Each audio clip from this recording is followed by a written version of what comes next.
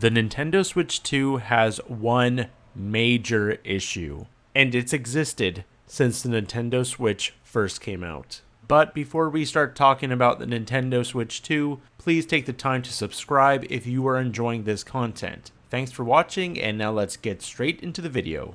So ever since the Nintendo Switch came out, there's been this drought of smaller titles. And this is an issue because the Switch is a hybrid console. It's a handheld and a home console together, and now we just get one set of video games. And on paper, that sounds great, right? Eliminate the Game Boy, the DS, and just have this one ultimate Nintendo console. Well, Nintendo kinda screwed the people who can't afford the most expensive titles all the time.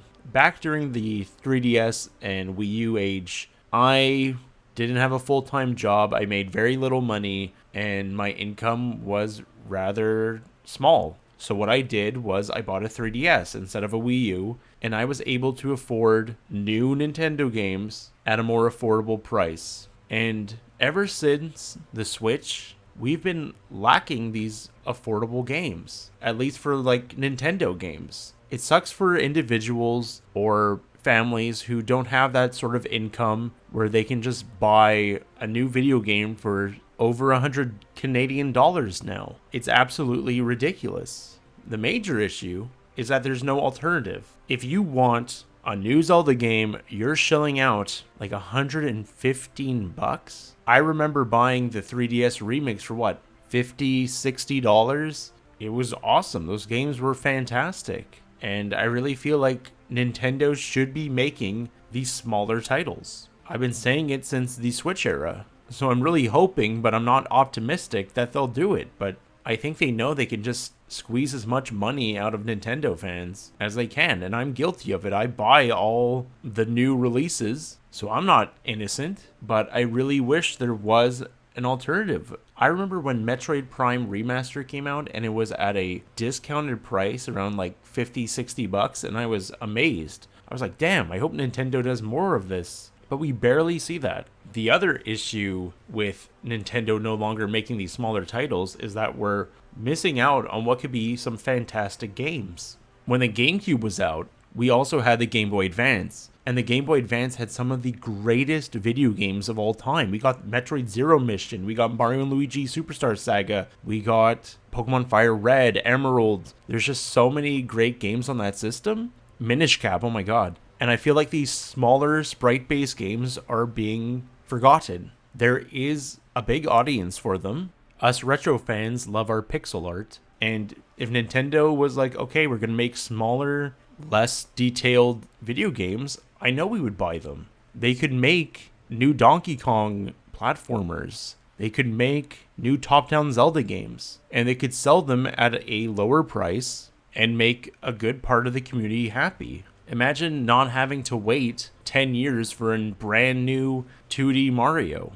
And I keep wondering why they're doing this, and I guess it's because they want Nintendo to feel like a premium product. And I think maybe if they make like these smaller titles, it'll diminish from the more pristine titles like your Breath of the Wilds or Mario Odysseys. But I'm like, why wouldn't you want to be a little bit more customer friendly? You used to do it. You're making more money now than ever before, so why not just make some great games? You could make a smaller Star Fox. You could make a new F-Zero and not have to charge $90 for it. Something that really annoys me about Nintendo is also something that's really great about Nintendo is that they always want to innovate, and they won't make a game unless there's innovation.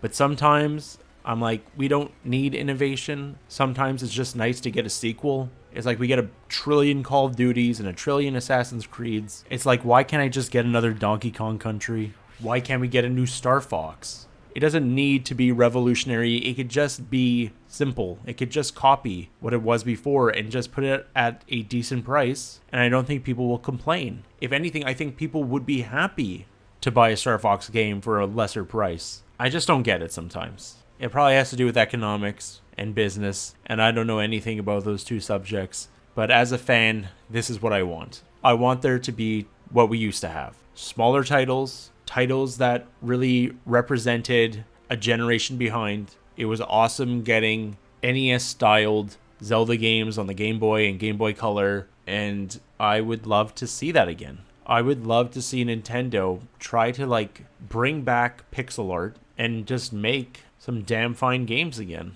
But let me know what you think about this topic in the comments below. Do you wish Nintendo would provide the handheld experience on their hybrid console instead of just focusing on the home console aspect of it? Let me know. Anyways, thanks for watching and take care, everyone.